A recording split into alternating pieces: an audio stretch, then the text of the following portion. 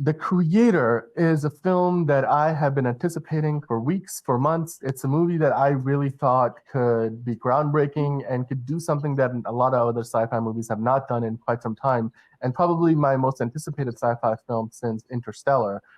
But I went to see it this week, and I saw it twice, 2 days in a row. I went and saw it, and That's a lot. after that, I just my opinion is still so mixed. There's a lot that I want to say, but I also decided to look up some other reviews, and I got to be honest, like I agreed with a lot of what some of the other critics are saying, and this critic score on Rotten Tomatoes sitting in the 60s, and I think that's an accurate assessment. But before I dive into my take, Angelina, what did you think about the movie? Big size. I feel kind of similarly. Like there's just something really conflicting about the movie. Like I think so many parts of it were so good, and I think so much of it could have been so much better. To be fair, they did make this money fairly budget, Like $80 million, which I like a mean, movie.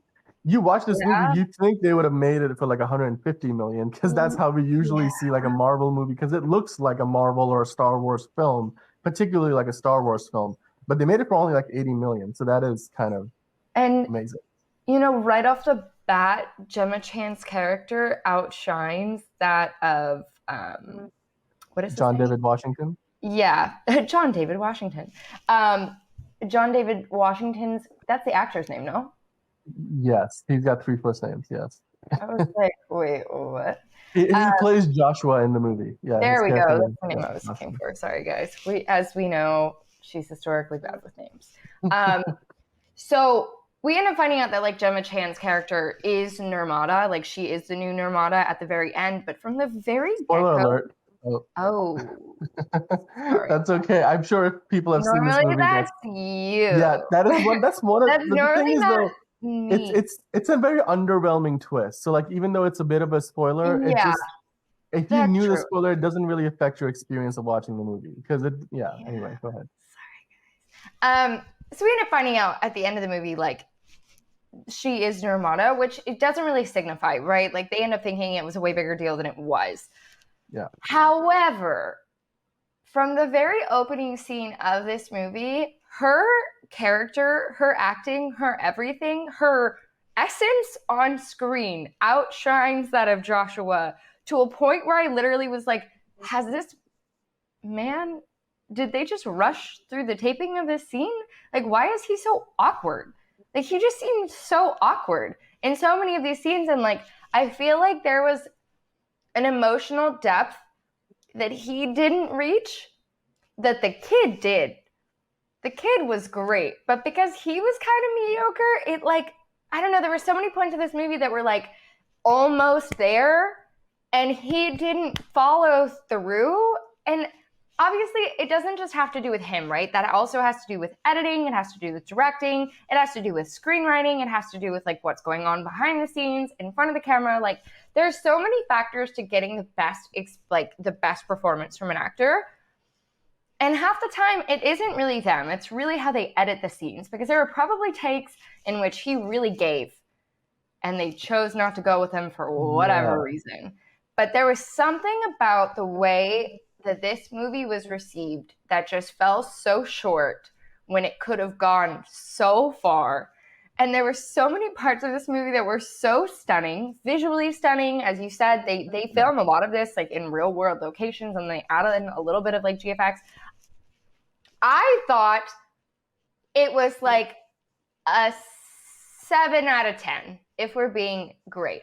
It could have been like a 7, like a 10 out of 10. And there was just like something missing.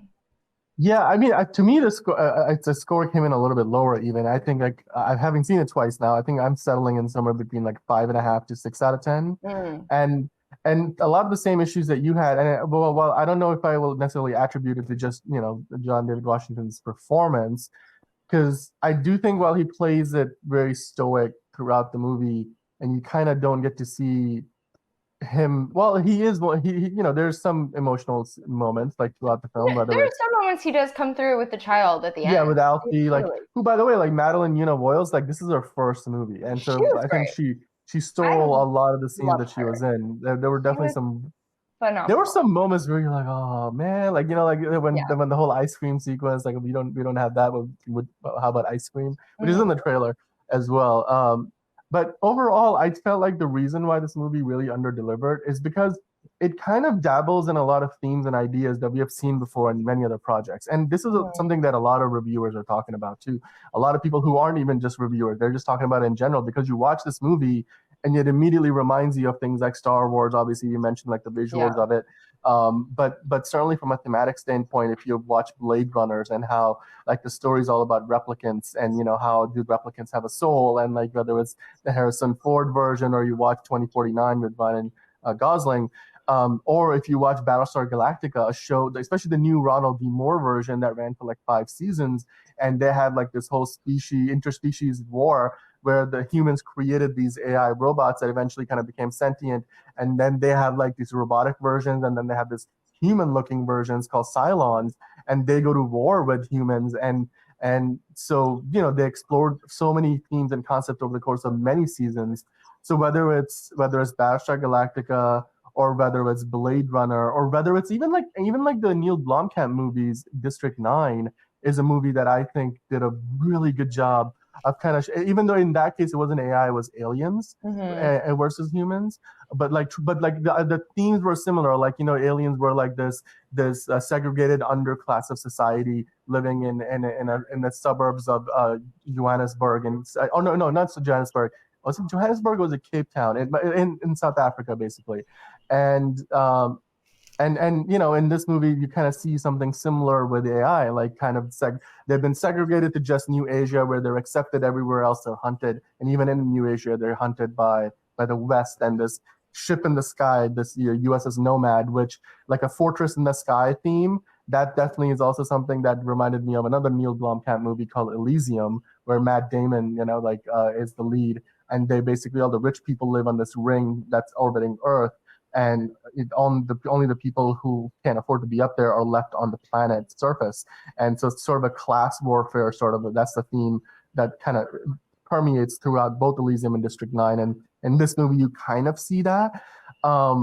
But at the end of the day, what they were missing, and it seems like this is the case with some other projects that Gareth Edwards, the director, has done, is the characters you couldn't really relate to the characters as much because I felt like the movie was so busy kind of jumping around and really trying to demonstrate all of these high concept ideas like AI versus humanity and social and class warfare and all of that stuff and accepting those who are not like you and all of those things, whereas it kind of forgot to really slow down in a few spots and kind of just have us not just explore the humanity of characters who are Mhm. humans, but humanity of the AI characters. And what I mean by that is Yeah. like let me give you a very specific example. In the movie, we see several times we see this in flashback sequences where Gemma Chan's character says, "Oh, growing up, like she was orphaned, and then she Mhm. was raised by these AI robot beings." And and then she talks about this one moment where like this child died, and the AI robot, like who was her adoptive mother, turned herself off out of grief. And I was like, don't just tell us. If you showed us those moments, I Mhm. bet you that would have connected on such a deeper level with the audience Yeah, than I what we agree. ultimately got because we just kind of skipped forward beyond those moments. So then the ending sequence and like when you have that Star Trek Wrath of Khan kind of moment where like John David Washington and Alfie are so I keep calling him by his whole name, like Joshua and Alfie on two sides of this like big window kind of a thing, and one of them is not going to make it. Like it's an emotional moment nonetheless, but I think it would have landed a lot better if we had a more of an emotional grounding throughout the movie, whereas it Yeah, felt like I they were agree. just on the run, on the run, on the run, and we just really didn't get to interact with them as much, And like also on a human thematically, level. watching it, even with the visuals, even with the story, it was giving Avatar. Did you get that at all? I Very much. did. My out of theater Yeah. review, I mentioned like maybe like James Cameron or Christopher Nolan might have had a more Oh, nuanced take so on this funny. I because it, didn't it even definitely watch had that as a Avatar. review. It was Yeah. giving Avatar. That's what Mhm. I thought. Like, I was like 45 minutes in, and I was like, this is strongly reminiscent of the whole idea of Avatar, and these Americans coming in and trying to screw things up. I'm like. So yeah, I do totally, and I agree with you. Again, like I didn't mean to say that it was Josh, what is his name? John David Washington? John David Washington. Yeah, yeah. John David I'm Washington. sorry. It's a pretty solid name. Yes. I don't necessarily attribute any of this to like his lack of performance. I do think there were places that he performed. I think overall, what you are saying is what I meant in the sense of like it was lacking. I felt like it was lacking from his character the most, but that's also because he had to carry the heaviest weight other than Alfie. I think Alfie, bless my heart, she was so cute. But it really it didn't follow through on so many themes, and it was so reminiscent of so many things that I really needed it to do something very new, and it didn't. Yeah. Yeah, and like I think the theme of this movie was there were individual highlights, but like overall as a movie, it sort of underperforms because Yeah. functionally, I think like if you were to read this as a story, this works. But if you're trying to make it a movie that you connect on an emotional level, it falls short in many ways. Like Allison Janney's character, who's like one of the antagonists, is very similar to like the colonel from Avatar, who's I forget the name of the actor who plays him, but you know, like that whole with Jake Sully and everything, and he's like Yeah. the military, like, you know, you betrayed us, we gotta, and in this movie she's like, we've got a traitor to kill, like, so I definitely like got those vibes, like the James Cameron Terminator, and like you said, Avatar vibes. Like James Cameron's done that dystopian sci-fi for his entire career, so Yeah. like you can point to most of his movies and be like, there's a theme that they kind of borrowed. But like it also, like when there were some other issues that I had, like some very specific things, such as like this whole movie, it not only kind of comments on AI, it not only comments on like every time you see those big rovers in like New Asia, it looks like you're watching Apocalypse Now and like the Vietnam War, and like, you know, the humans have like the air support, and like these other people, all they have are like these the small arms gun, like, so that whereas, you know, they're greatly outnumbered and outgunned. Yeah. And then like on the other side of it, it also has this whole the nuke that goes off in LA, which kind of kicks off the whole war. That was crazy. That That's was the a little premise of the creepy movie. to see. Yeah. But like, Like, so oh. that's, I think, was more of like a analog to something like a 9/11, and like, you know, then America going after the terrorists, and in this case, like an American-led coalition is out to eliminate AI as a whole. And again, another really big idea. Unlike most movies would be happy with just putting one of these ideas center stage and then just building a story around it. I think this movie, they made the mistake of trying to add too many of these ideas for a movie that was only like 2 hours long. I feel like if they had another 30 or so minutes, they could have expanded upon some of these ideas a little bit more, because what ends up happening is they kind of bring this big idea at the beginning of the movie, and a lot of these ideas, and then the payoffs are sort of like, it just kind of sputters out. Like the whole, oh, wow, they set off, the AI set off the bomb, and like the now humans are out to like eradicate them forever. And then you see that scene on the boat where Ken Watanabe's character is like, you know, the explosion, I guess, spoiler alert, the explosion was like a coding error, right? Like it was human error, and they blamed it on us. You know what's going to happen when the war is over? AI is just going to live with humans. Nothing's going to happen in the West. I'm like, okay, and in the moment I was like, I kind of get, like, maybe you're trying to say that, well, really the movie's not just about the nuke; it's about so much more as the filmmaker making that decision.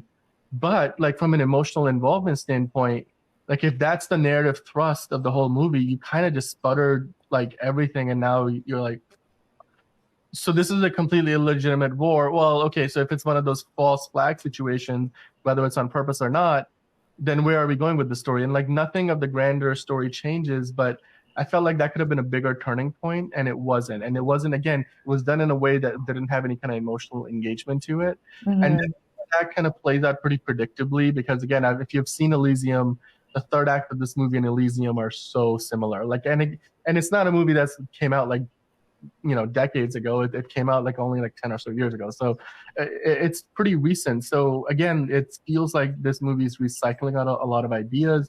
The visuals are unique and the visuals are new. It feels like a lived-in world, and when you watch some of the behind the scenes of how they made this movie, this could be like a great way for a lot of other filmmakers to go out there and be like, we don't need $100 million, Yeah. $100 million to make a scale film and it's done in a very clever way, like in a bit of an old school way. They go on, like you said, on location, film in real locations across the world, and you get like the lighting, the authentic, like, real grass, real water, real sunlight, real people, real props and everything. And then you give it to ILM, and then ILM kind of goes in and adds all these like CGI, the vehicles, the robots and everything. Which in a way too, I think that speaks to, well, I think that speaks to like filmmaking. I think we're starting to see this trend of people maybe realizing that super heavy graphics aren't always the way to go. And yeah, like completely CGI worlds are like Indiana Jones like didn't really do that well. I mean, what are the other ones that were just like heavily CGI that have like, Ant-Man and the Wasp: Quantumania? Oh my god, yeah, heavy like CGI. The Flash. Yeah, heavy, well, I kind of liked Flash, but a lot of people didn't. No, I'm not saying it's a bad movie. I'm just saying like there was CGI at every corner you turn. Yeah. But like it's like, I think a movie like this really goes to show you that the best CGI is the CGI that you don't notice. And a lot of the CGI effects in this movie are very, and to be fair, like some of the CGI stuff that they're doing is like very basic stuff. Like to shoot a sequence where you shoot this like big landscape shot and then you add like a ship in the sky in post-production. You can do that in Adobe After Effects with no money whatsoever. You just need a 3D model and a little bit of knowledge of how to do basic compositing and motion tracking.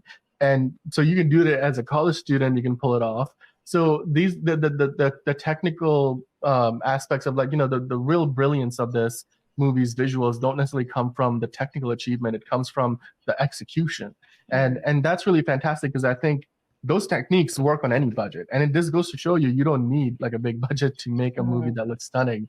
I just think like, for all the effort that they put in on that front, I wish that the script had been a little bit better, because I did like, there were some inconsistencies even with like the AI side of things. Like the humans hated AI, but they were using a universal language translator, which is AI based. They were also using like those AI bombs that are like running in and kamikazing the enemy. So I'm like, well, so if the humans were so anti-AI, then you should have really doubled down, and they should have absolutely no AI technology whatsoever, even reverting back and not using some AI that we today are used to, like Google's search algorithms are based on AI. Photoshop uses AI. That's been around for years and years. It's only now that people are so worried about AI because we've got something like a generative AI, which has a little bit more of a transformative effect. So I think like thematically, this movie was undercooked, and then it on an emotional level under-delivered.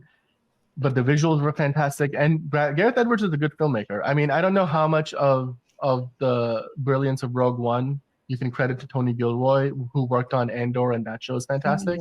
But Gareth Edwards has a few good movies like Monsters and Godzilla on his resume. So I hope that this is maybe a preview of the best that he can do, and maybe the best is yet to come. So I'm looking forward to seeing how much money this movie makes. It's not going to make nearly enough to necessarily justify its budget, because it's already struggling at the box office. It's not going to make back its budget in maybe like the first couple of weeks. It may take like a month or so, and I don't know if it's going to be profitable.